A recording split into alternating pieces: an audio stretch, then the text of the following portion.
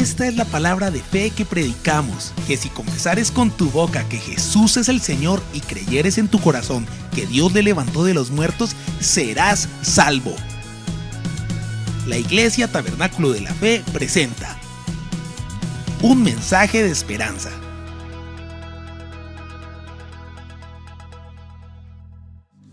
Bien, mis hermanos, vamos a tener esta mañana la lectura de la palabra. Abran sus Biblias a un pasaje que lo hemos visto en muchas oportunidades. Es Efesios capítulo 1. Efesios capítulo 1 será el trasfondo de nuestro mensaje en este día. Dice del verso 3 hasta el versículo 14: Bendito sea el Dios y Padre de nuestro Señor Jesucristo, que nos bendijo con toda bendición espiritual en los lugares celestiales en Cristo, según nos escogió en Él antes de la fundación del mundo, para que fuésemos santos y sin mancha delante de Él, en amor, habiéndonos predestinado para ser adoptados hijos suyos por medio de Jesucristo, según el puro afecto de su voluntad, para alabanza de la gloria de su gracia, con la cual nos hizo aceptos en el amado, en quien tenemos redención por su sangre, el perdón de pecados, según las riquezas de su gracia, que hizo sobreabundar para con nosotros en toda sabiduría e inteligencia,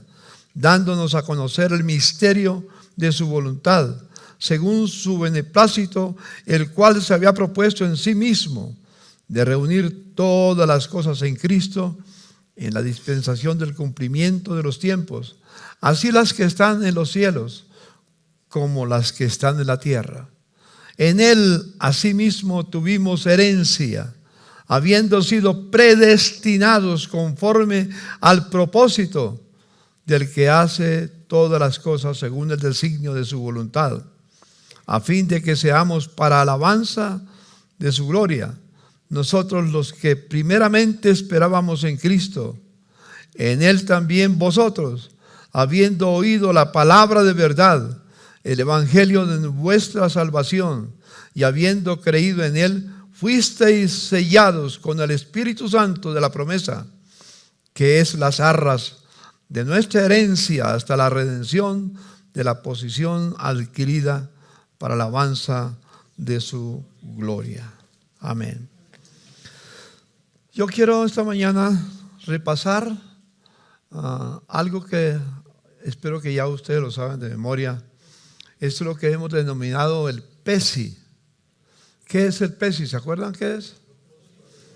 El propósito eterno, supremo, inalterable e inmutable de Dios. Y quiero que veamos un repaso rápidamente, porque tiene que ver con el propósito eterno de Dios. El propósito eterno, supremo, inalterable e inmutable de nuestra majestad empieza en la eternidad pasada y se proyecta a la eternidad futura. Entre las dos eternidades está lo que llamamos el tiempo, donde vivimos ahora. Pero todo lo que el Señor planeó en la eternidad, aquí en la eternidad pasada, es lo que nos revela en gran parte el apóstol San Pablo, que tuvo revelación de esa intención del Señor, del Padre y el Hijo y el Espíritu Santo desde la eternidad. Y luego está el camino en el tiempo. Al principio Dios creó los cielos y la tierra y vamos al punto A, la creación de los cielos y la tierra. Y no solamente creó los cielos y la tierra, sino creó el hombre. En la creación está general. En el punto B viene la caída. La caída está en el capítulo 1 y 2 de Génesis, está la creación, el resumen de la creación. Pero luego en el capítulo 3 está la desobediencia de Adán y Eva.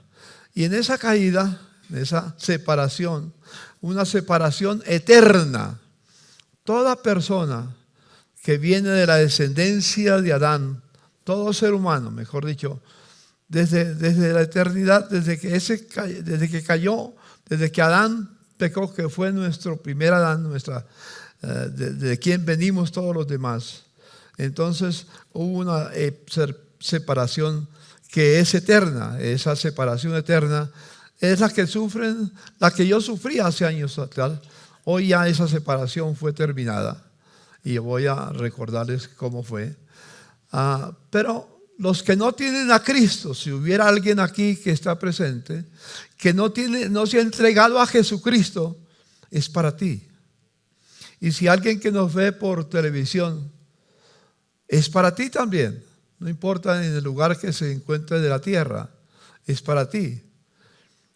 En esa separación eterna, Dios en su amor, en esa separación eterna, las personas que rechazan a Jesús, que no se entregan a Cristo, van al lugar preparado para el diablo y sus seguidores, que se llama, ¿cómo es? El infierno. Una palabra que ya no se utiliza porque es ofensiva para muchos, pero no es ofensiva, es la verdad. Capítulo 20 de Éxodo, de Apocalipsis, lo menciona. El capítulo 20, verso 11 al 15, que es lo que habla de cuando viene el juicio del trono blanco. Pero en ese camino, el Señor dice, Juan 3:16, que de tal manera amó Dios al mundo, que dio a su Hijo unigénito, para que todo aquel que en Él crea no se pierda, tenga vida eterna. La única esperanza de salvación es nada más que Jesucristo. ¿Qué pasó? Ahí viene con Jesucristo. Cuando alguien se encuentra con Jesucristo, viene la redención. Somos redimidos. Hay que dar unos pasos. El primer paso es el arrepentimiento. Sin arrepentimiento no hay redención. Reconocer que somos pecadores y que necesitamos el perdón de Dios es el primer paso para poder tener la vida eterna. Si usted no se ha arrepentido, si cualquier persona que está al alcance de mi voz por cualquier medio, ya sea que lo vea después este mensaje a través del canal, a través de la página o a través de otros medios que tenemos hoy en día, tiene que arrepentirse, porque el arrepentimiento es el primer paso para reconocer que somos pecadores y estamos perdidos. Luego del arrepentimiento hay que tener fe en el Señor Jesucristo, que lo que Él hizo en la cruz del Calvario lo hizo por ti y lo hizo por mí. Y luego hay que hacer un pacto. Ese pacto se hace con el bautismo en agua.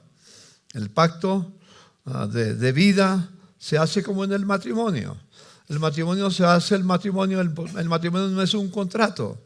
El matrimonio es un pacto entre el hombre, la mujer y Dios. En el pacto que hacemos con el Señor es por la sangre que Él derramó. El Señor dijo en la cena, cuando celebró la cena, dijo, esta es la copa del nuevo pacto en mi sangre, que uno lo manifiesta a través del bautismo en agua. Y después de que da esos pasos, entonces inicia el camino que es vivir en el amor de Dios, no en el amor a Dios, sino en el amor de Dios. Recibimos el amor de Dios. Y el camino que llevamos es el discipulado. No es simplemente un creyente, es el discipulado.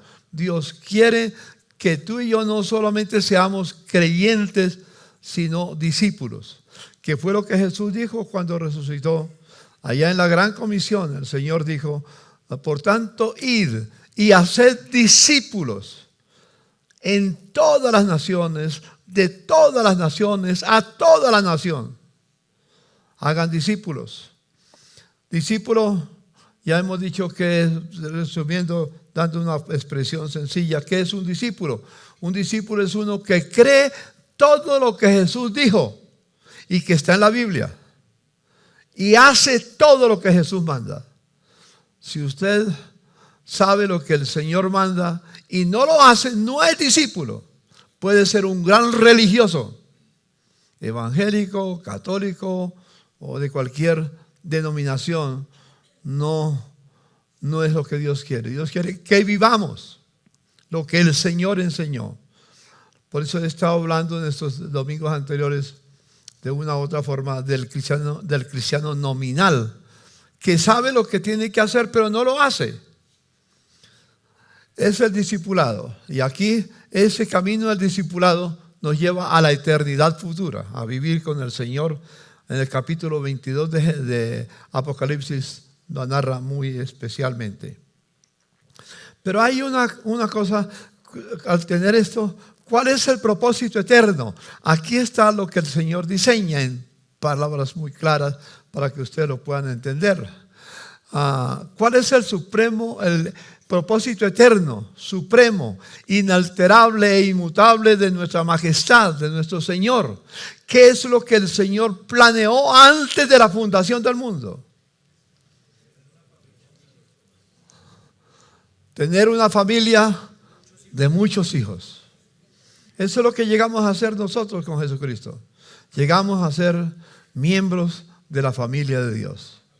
Cuando usted se entrega a Jesucristo, cuando yo me entregué a Jesucristo hace más de 65 años, llegué a ser hijo de Dios. Antes no era hijo de Dios. Era una criatura de Dios, pero no hijo de Dios. Nadie que crea que por la religión o por buenas obras o por otros medios puede tener la vida eterna está perdido, está equivocado.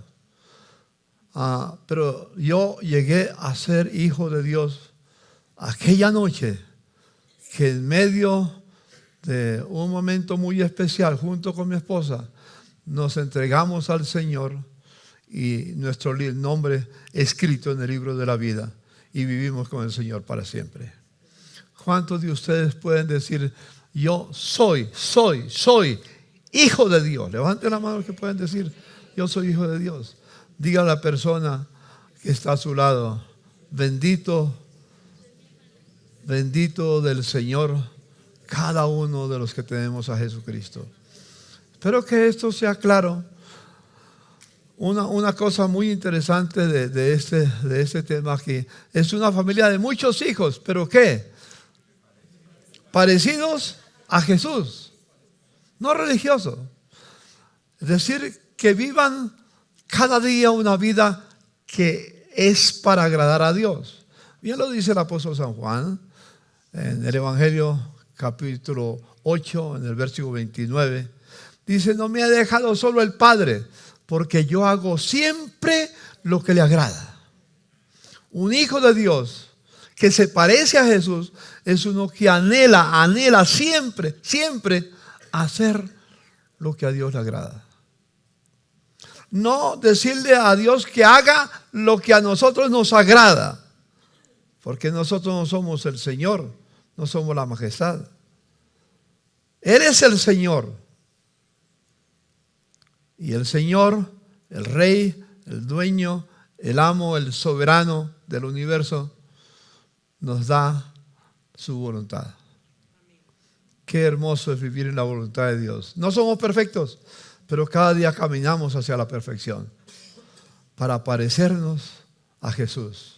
Amar como Jesús, perdonar como Jesús, servir como Jesús, obedecer sus mandamientos. Los que estuvieron al principio oyeron la lectura de la palabra del Señor allá en Deuteronomio capítulo 5, donde vuelve Moisés y repite la ley que había dado unos 40 años anteriormente. Pero se repite otra vez en el capítulo 5. Entonces, obedecemos siempre, buscamos obedecer al Señor en toda forma.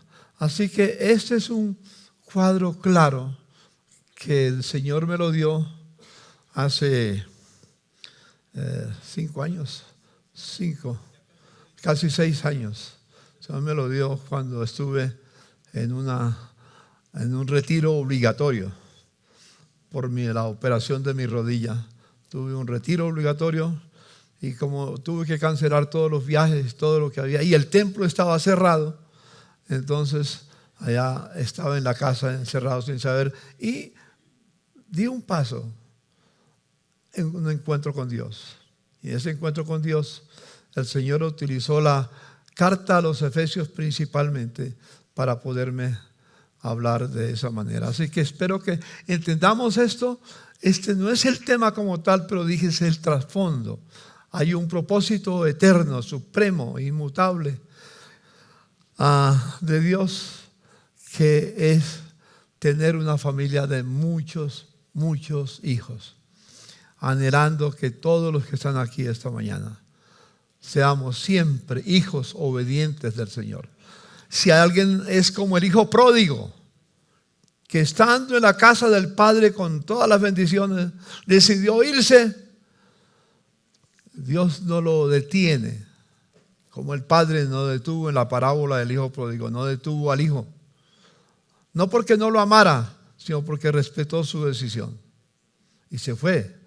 Pero en algún momento en su devenir de la vida, se dio cuenta que no era el camino. Y regresó al Padre. Y qué hermosa parábola. Cuando el hijo viene de regreso al Padre, con un mensaje que pensaba decirle: Padre, ya no soy digno de llamarme tu hijo, hazme como uno de tus jornaleros, de los que trabajan.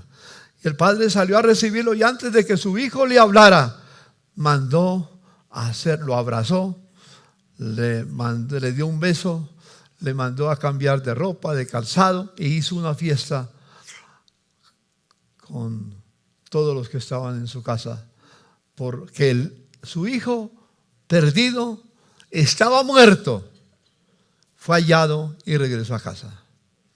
Yo regresé a casa de mi Padre Celestial hace más de 65 años. Voy a cumplir 66 años de haber tenido esa experiencia hermosa. Dígale a su hermano que está a su lado: ¿cuánto hace que usted regresó al Padre? Dígase, cuéntaselo. Arriba, los hermanos que están arriba. Recuérdelo siempre, porque es un día memorable. Casi que ese es el día del nacimiento, o lo que llama el apóstol San Juan en el capítulo 3 de su evangelio, el nuevo nacimiento. El nuevo nacimiento. Entonces, gracias a Dios. Por eso nos llamamos hermanos. ¿Por qué? Porque somos hijos del mismo Dios. Y somos felices de ser hijos de Dios. No criaturas, hijos de Dios. Eso tiene mucha riqueza. Solamente quería recordarles ese diagrama que con ese daba orientación. Estamos hablando, hermanos, de hacer de nuestra casa un hogar. Hace 8 días estuvimos hablando del tema. Y yo quiero ahora, para poder entenderlo un poco mejor, leer, no sé si está Nehemías. El profeta Nehemías es un libro que la mayoría de los cristianos no lee. Leemos los evangelios, leemos tal vez Génesis, leemos los Salmos, normalmente. Pero libros como Nehemías, ¿quién es Nehemías? La historia de Nehemías es muy hermosa, porque él, cuando se dio cuenta, cuando oyó que las murallas de Jerusalén habían sido destruidas y no tenían murallas ni puertas y era un desastre, decidió, y lo resumo solamente, decidió ir a reconstruir lo que él sabía que anhelaba el corazón de Dios. Que alguien estuviera listo para restaurar lo que Dios había mandado hacer. Siempre Dios usa a sus hijos para ese trabajo. Entonces yo llego a una parte en el capítulo 4 donde están unos enemigos como Sanbalat y Tobías y otros más que los amenazaban para que no siguieran construyendo la ciudad o reconstruyendo la ciudad. Entonces dice que en ese momento, cuando Nehemías estaba amenazado en el trabajo que estaba haciendo, dice: entonces por las partes bajas del lugar, detrás del muro, en los sitios abiertos, puse al pueblo, ¿por qué? Por familias. La familia es muy importante en el plan de Dios. La familia es muy importante. Esa palabra no está ahí por accidente, sino que Nehemías nos da a conocer la importancia de tu familia y de mi familia. Es un gran reto que tenemos. Y por eso seguimos hablando de la familia. Con ese principio, en el logo, lo recuerdan bien, tenemos el logo acá abajo. Tenemos una familia sobre la Biblia, sobre el libro que es la Biblia, pero con respaldo de la cruz de Cristo. Entonces, así tiene que vivir la familia, a la luz de lo que dice la palabra y bajo la obra de Jesucristo en la cruz de Calvario. Así vive esa familia.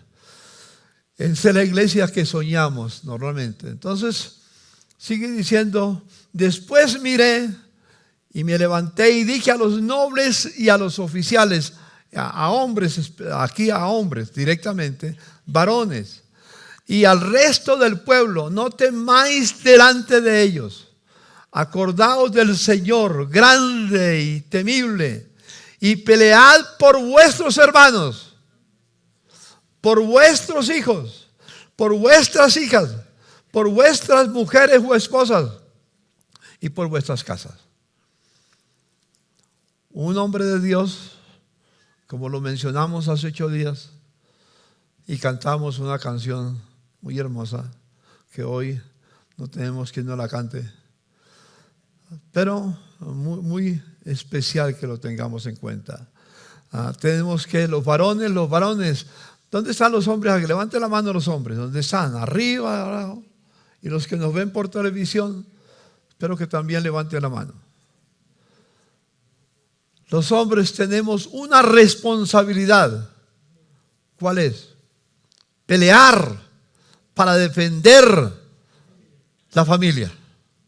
Por eso lo repetimos otra vez, dice: después miré y me levanté y dije a los nobles y a los oficiales y al resto del pueblo: no temáis delante de ellos, acordaos del Señor grande y temible, y pelead por vuestros hermanos, por vuestros hijos, por vuestras hijas, por vuestras mujeres y por vuestras casas. Ese es el gran reto que tenemos como hombres de valor. Y dice más: y cuando oyeron nuestros enemigos que lo habíamos entendido y estábamos dispuestos, dice Nehemías, dispuestos a defender la causa, y que Dios había desbaratado el consejo de ellos, nos volvimos todos al muro, cada uno a su tarea, a seguir trabajando. Hay muchas intenciones, en muchos grupos, de atentar contra la familia, de crear nuevos modelos de familia. Lo que en el Congreso se ha estado debatiendo desde hace años, con este gobierno, debatiendo la ideología de género, el ECOSIEC y todas las demás situaciones que hemos tenido en el Congreso, y que hasta ahora, con la ayuda del Señor, hemos detenido. El Señor ha detenido a través de la acción de muchos hermanos, en la cual nosotros como comunidad hemos estado presentes y seguiremos trabajando en esa dirección. Una familia unida jamás será vencida. Dígale a su hermano: una familia unida jamás será vencida. Necesitamos la familia unida. Su familia, ore por su familia. Tal vez hay divergencias en su familia y hay dificultades. Ora por tu familia. Como dijo Pablo al carcelero de Filipo, allá en el capítulo 16, verso 31 de los Hechos de los Apóstoles: cree en el Señor Jesucristo y serás salvo tú y toda tu casa. Aleluya. Qué hermosa promesa del Señor. Y Él la cumple cuando nosotros estamos dispuestos a pagar el precio y buscarlo con todo el corazón.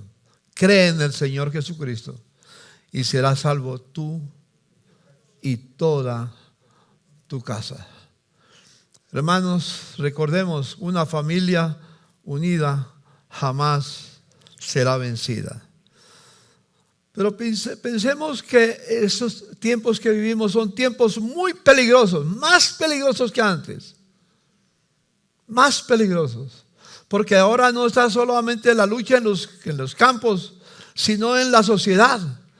Empezando en los tribunales, en el gobierno, en las cortes y en todo lo que tiene que ver con el aparato que sostiene una nación, un estado. Tenemos pelea muy abierta y va a ser más duro a cada día. Va a ser más dura. Tenemos que prepararnos para eso. Por eso tenemos que aumentar la oración. Y esperamos dentro de poco, estamos orando para que Dios nos dé juntos un mes de oración y ayuno. Allá en su trabajo donde está, pero que por un mes, como mínimo 30 días, estemos en ayuno y oración. No para bajar de peso, porque algunos tienen el ayuno para bajar de peso. No para bajar de peso, para encontrarnos con el Señor, para bendecirlo. Lo vamos a hacer, estamos orando por eso, que el Señor nos ayude y nos indique el momento, el Espíritu Santo nos indique el momento para hacerlo. Recuerden, hermanos, que Proverbios 22:6 nos dice algo muy interesante para volver a las noches de hogar. ¿Qué nos dice Proverbios 22:6? ¿Alguien que lo sepa de memoria? Instruye al niño en su carrera. ¿Y qué? Aun cuando fuere viejo, no se apartará de ella. Instruir al niño en su carrera no es la vocación profesional. La carrera a la cual se refiere es el camino del Señor. El camino del Señor. Cuando llegue a viejo, no se apartará de ella. Yo soy testigo en mi hogar.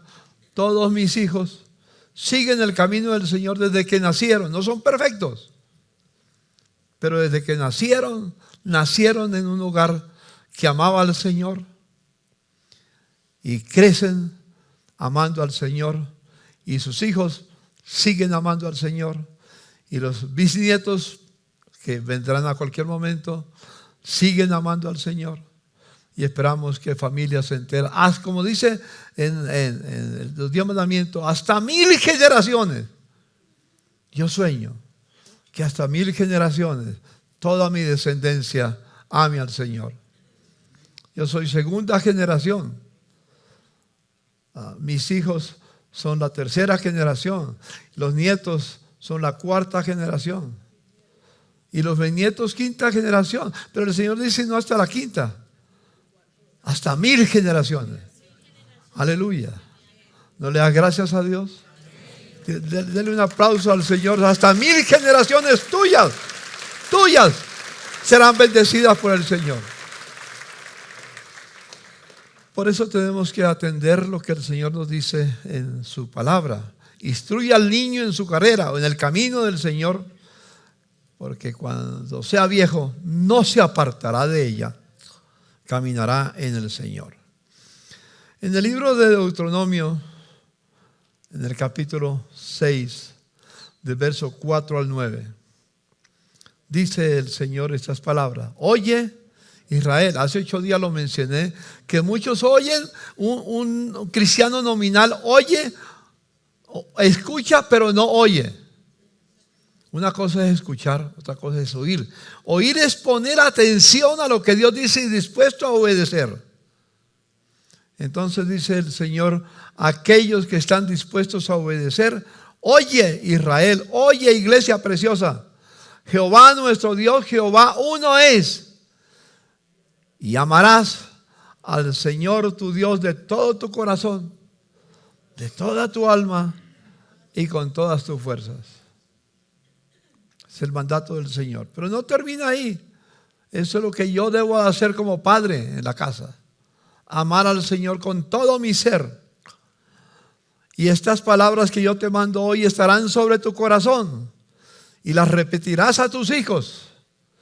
Y hablarás de ellas estando en tu casa, andando por el camino, al acostarte y cuando te levantes. Déjeme hacerte una pregunta. ¿De qué se habla en tu hogar? ¿Se habla de la palabra o solamente escucha la palabra cuando viene al culto o usted privado lo hace? Yo le dije que iniciamos el domingo anterior una costumbre en mi casa. El domingo normalmente me reúno con la familia y tenemos tiempo de comunión y demás. Pero en la mesa, a partir del domingo anterior, en la mesa van a estar no solamente los platos de comida, la bebida, lo que hay que tener, sino la Biblia. Porque no solo de pan vivirá el hombre, sino de toda palabra que sale de la boca de Dios. Y no la tenemos de lujo en la mesa, sino que cuando termine la comida, o puede ser al principio, leemos la Biblia y le damos gracias a Dios por su palabra. Son principios que se han olvidado. Ya no, en las mesas cristianas ya no existe la Biblia. La Biblia normalmente está por allá en una biblioteca guardada, encerrada. Y durante la semana posiblemente no se estudia, no se lee con la familia la Biblia. Se desconoce. Por eso estamos enfatizando el diplomado en apologética. Porque en apologética uno de los temas que llegan es la inerrancia de la Biblia. La infabilidad de la Biblia. La autoridad de la Biblia. También la inspiración de la Biblia. ¿Por qué la Biblia es importante para nosotros? Porque no solo de pan vive el hombre, sino de toda palabra que sale de la boca de Dios.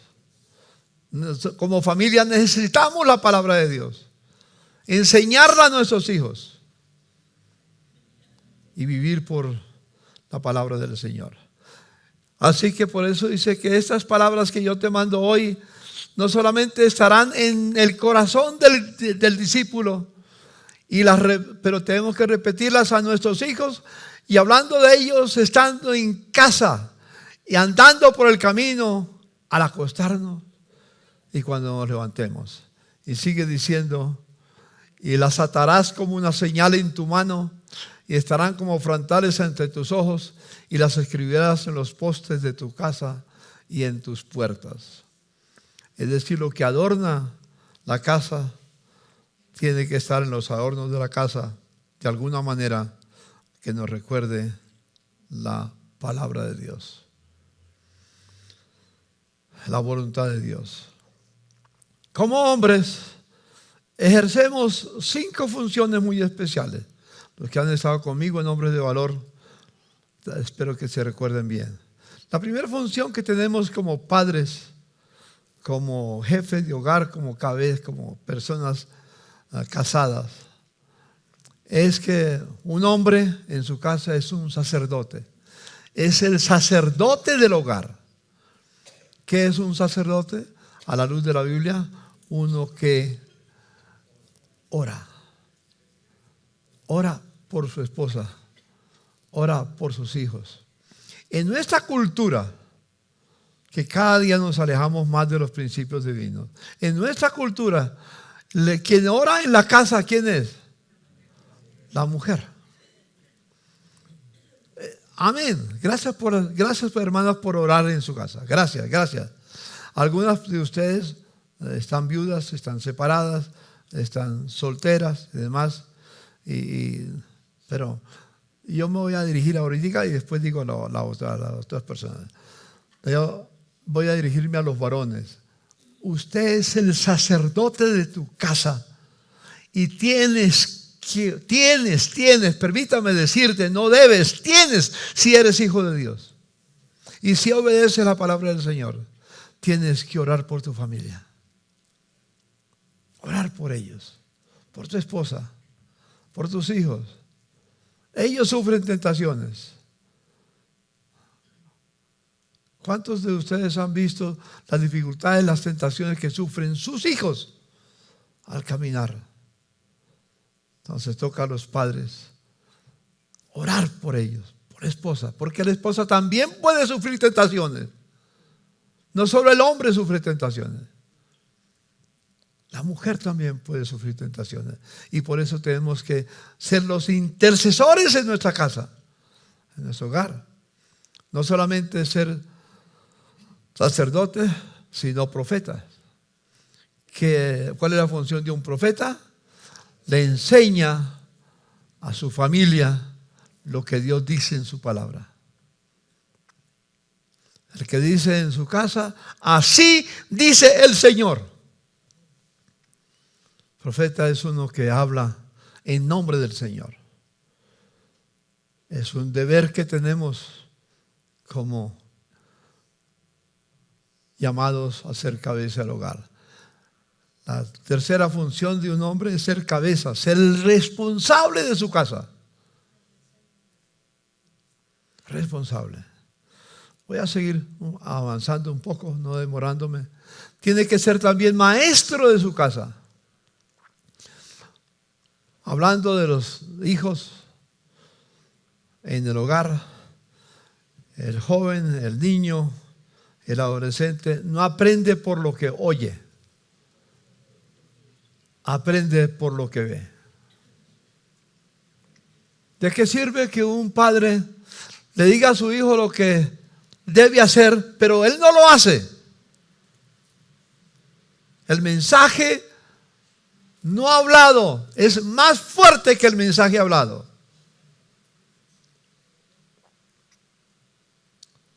Es un llamado que tenemos para poder reconstruir, hacer de nuestra casa un hogar y no simplemente un hotel, como lo dije hace 8 días. Y luego, maestro. ¿Por qué llamaban a Jesús maestro? Nunca llamaron a Jesús profesor. ¿Alguien ha encontrado en la Biblia que Jesús era el profesor de los discípulos? ¿Cómo lo llamaban? Maestro, maestro, maestro. ¿Por qué? Porque él enseñaba a sus discípulos lo que él vivía. Maestro. Qué nombre tan honroso, ser maestro de su casa. Pero no solamente eso, uno más, el hombre es llamado a ser el pastor de su casa. Nosotros tenemos la responsabilidad en el hogar de cuidar por por el rebaño del Señor, porque mi esposa y mis hijos y los que estén conmigo en casa de la familia son del Señor. Como dijo el Señor Jesucristo a Pedro: Simón, hijo de Jonás, ¿me amas? Señor, tú sabes que te quiero. No respondió con la misma palabra. Bueno, ese no es el tema. Pero le dijo: te quiero. Y le dijo el Señor enseguida: apacienta mis ovejas, apacienta mi rebaño. ¿Quién es el pastor de la casa? Nosotros, yo con Manuel y los demás que acompañados de los ancianos, somos los pastores en el término general. Pero en el tema del hogar, yo no soy el pastor de tu hogar. Usted es el pastor de tu hogar. Y está llamado para guiar el rebaño del Señor en los caminos del Señor, que cuando sea viejo no se apartará de ella. En paréntesis, aquí hay hermanas que son viudas, separadas o madres solteras, lo que sea. Si no hay un varón en tu casa, no te has casado, vives sola, tú te conviertes en la cabeza del hogar. Tú serás la responsable. Si tienes a tu marido, por favor, no pretendas reemplazarlo. Pero si tu marido no está, porque es lo que he mencionado ya, está ausente, la mujer toma el lugar de la cabeza. ¿Me comunico? Pero además de eso, entonces, como pastor, pastoreo la casa que el Señor me ha dado. Por eso nosotros estamos enfatizando noches de hogar. Si ustedes me permiten algunos conocen parte de mi testimonio en ese campo. En 1980 yo me vine del barrio Santa Fe, donde estábamos en el centro de la ciudad prácticamente. Me vine a vivir al norte, con el único deseo no de vivir en el norte, sino de empezar una congregación. En ese tiempo no había iglesias en el norte, porque el norte era, si acaso llegaba hasta a 45 o a las 50, por máximo llegaba a las 100, pero de ahí para acá no había nada. Hoy se ha extendido, ya casi llegamos a Chía, pero se ha extendido mucho. Me vine con la intención de hablar ahí en Campania, me quedé en esa área desde 1980. Me vine con la intención de hablarle a la gente de Cristo, los que quedan, porque ahí había un condominio, había un lugar bonito, se llama Campania, ahí está todavía, donde frente al Boulevard Niza, ahí está Campania. Me vine a vivir ahí, tomé en arriendo una casa. Esas son casas, no son apartamentos. Y buscaba la forma de hablarle, hacer amistad con la gente que estaba alrededor.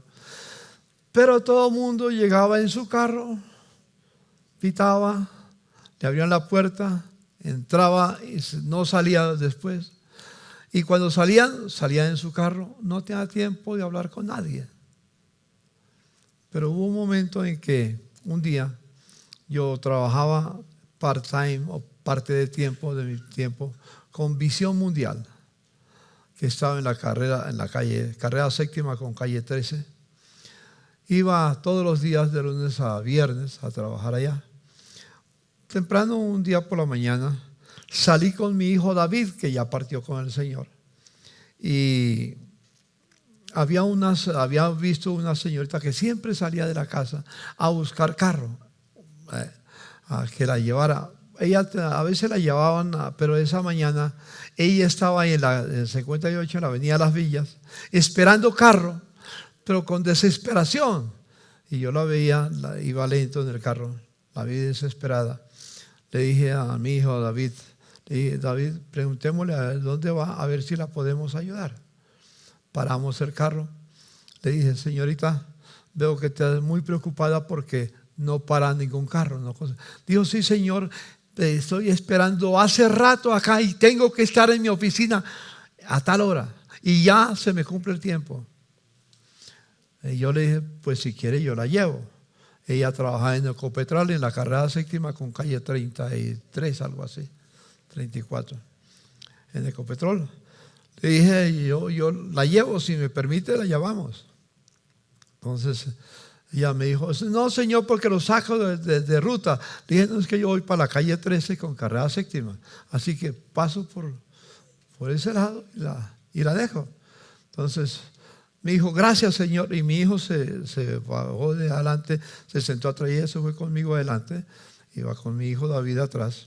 De repente cuando en algún momento de la charla que teníamos, o que ella estaba compartiendo de su trabajo, miró a David atrás y le dijo, ¿cómo te llamas tú?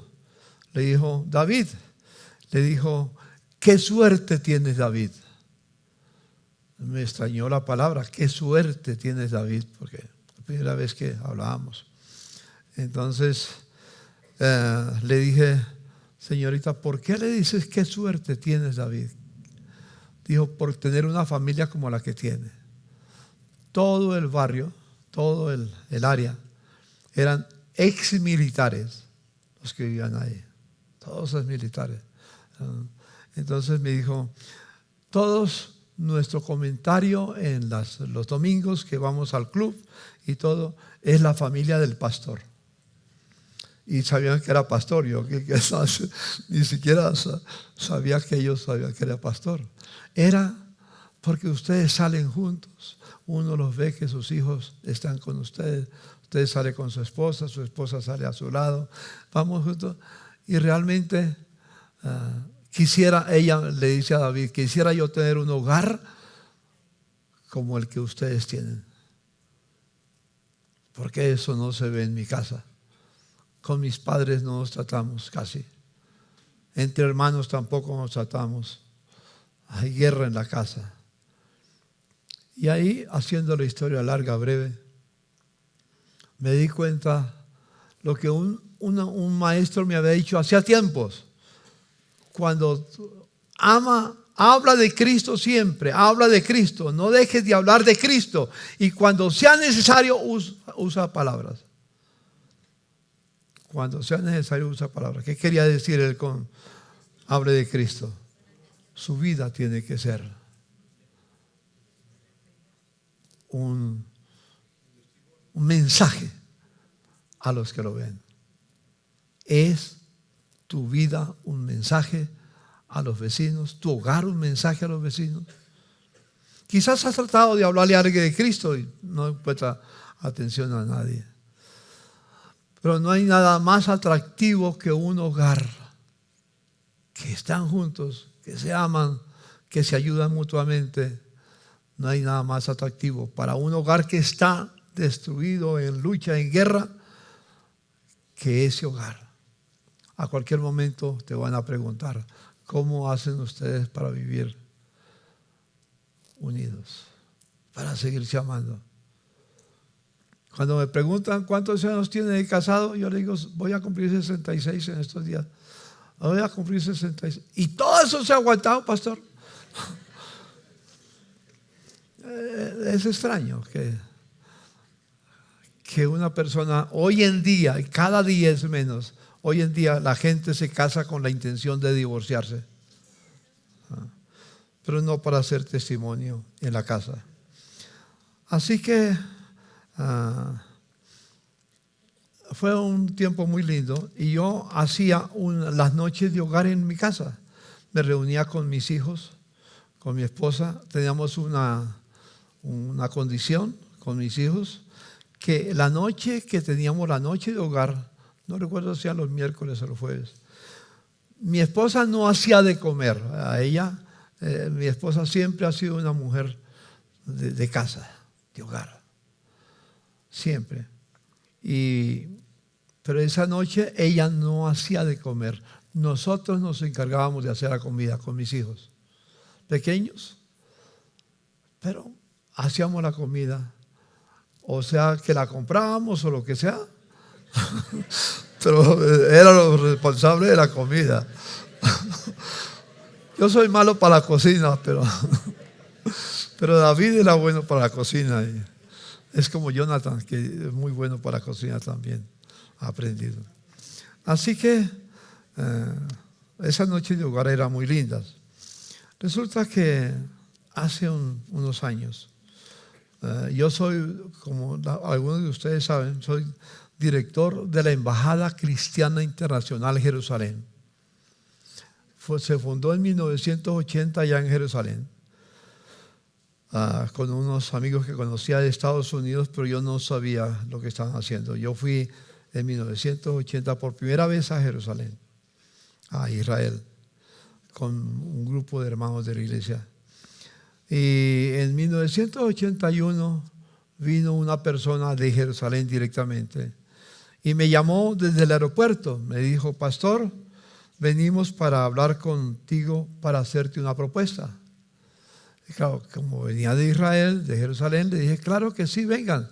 Vinieron a la oficina donde yo estaba y me dijo, venimos para hacerte una propuesta, que usted sea nuestro representante en Colombia de la embajada, porque hemos oído que usted ama a Israel Y si usted ama a Israel, queremos a hombres y mujeres que amen a Israel.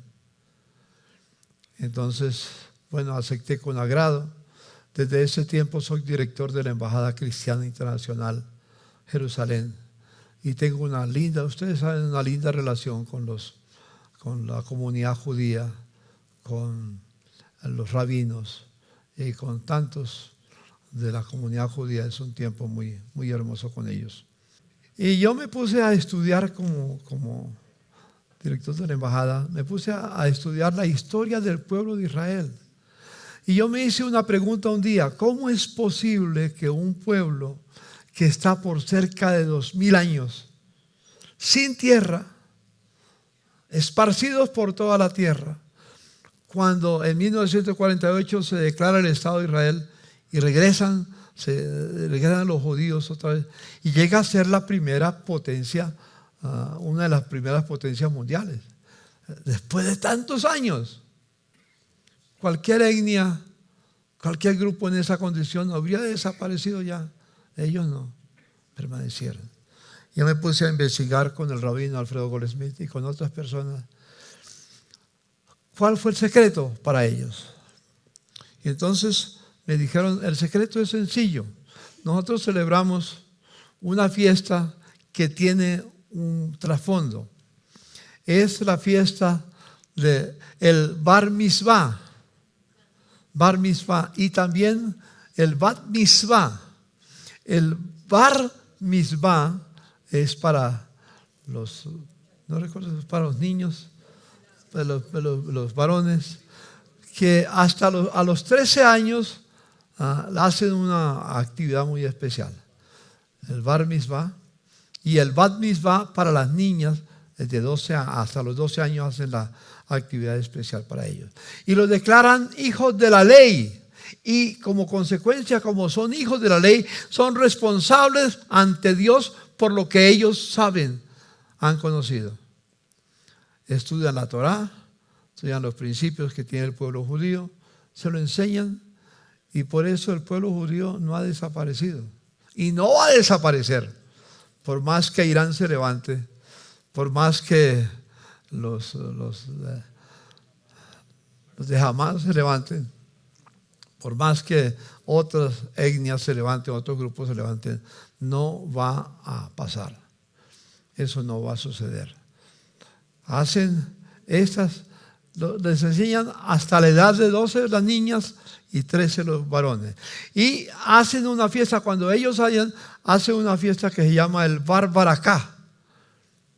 Ese Bar Baraká es el momento en que los padres bendicen a los hijos.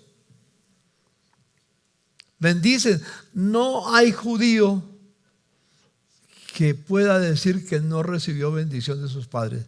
O tal vez hay algunos judíos que son apartados de los principios bíblicos, de los principios de la Torá. Tal vez, no sé. Pero normalmente todos los judíos reciben la bendición de sus padres cuando tienen 12 o 13 años de edad. Y por eso progresan. Un pasaje que les recomiendo leer, del poder de la bendición, porque esto es el Bar Baraká, es el momento en que los padres bendicen a los hijos. Ahí ustedes van a encontrar un hecho con Isaac, que está anciano. No voy a demorarme porque el tiempo se me va. Y a Jacob y su mamá saben que él va a bendecir al primogénito, es que siempre bendice al primogénito. Entonces, ahí hay una historia un poco difícil de entender, que Jacob se disfraza y se hace pasar por Esaú, ¿sí? Pero hizo todo eso, ¿sabe por qué?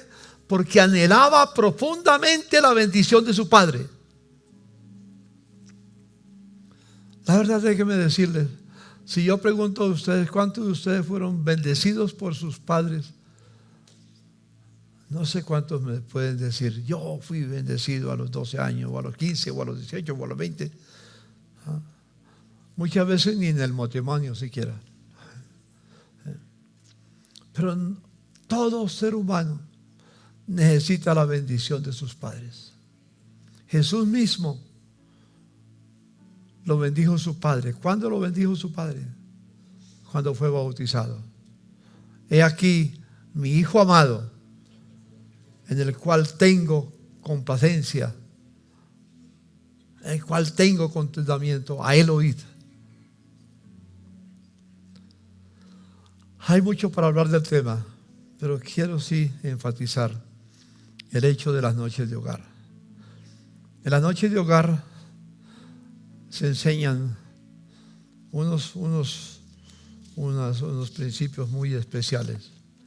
La noche de hogar recomendamos, como cristianos que somos, trabajar los 10 mandamientos. Enséñele los 10 mandamientos a sus hijos. Claro que para que los enseñes tiene que vivirlos y tiene que saberlos. Por eso insistimos tanto con los 10 mandamientos. Habla de los 10 mandamientos. Habla de los mandamientos de Cristo a sus hijos. Jesús dijo, por ejemplo, un nuevo mandamiento os doy. ¿Cuál es el nuevo mandamiento? Que os améis los unos a los otros, así como yo los he amado. En esto conocerán todos que sois mis discípulos, en que os amáis los unos a los otros. Así que, hermanos míos, tiempo se me fue. Quedo para terminarlo de aquí 8 días. Señor, gracias por esta reflexión de tu palabra hoy, Señor.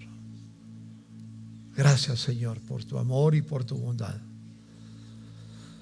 Yo te pido, Señor, que como dice Efesios capítulo 1 y el verso 3, fuimos bendecidos con toda bendición espiritual desde antes de la fundación del mundo. Tú, Señor, hiciste una bendición antes de la fundación del mundo, antes de que yo viniera a la tierra, Señor. Y luego en el camino tú quieres expresar esa bendición a través de los padres, para que toda familia sea una familia bendecida. Permítenos, Señor, recobrar la cultura del reino, que es una cultura de bendición. Nosotros somos llamados a bendecir la tierra, a bendecir la familia, a bendecir a nuestros enemigos, a bendecir a este mundo que vive bajo maldición, Señor. Por eso dijiste tú, Señor, que somos la luz del mundo y la sal de la tierra. Permite entender que sus palabras tienen un propósito: enseñarnos a ser bendición. Le dijiste a Abraham: te bendeciré y serás bendición. Señor, gracias, porque somos llamados para ser bendición. A ti sea la gloria, mi Señor. Bendito tu nombre para siempre. Amén. Y amén. El Tabernáculo de la Fe presentó un mensaje de esperanza.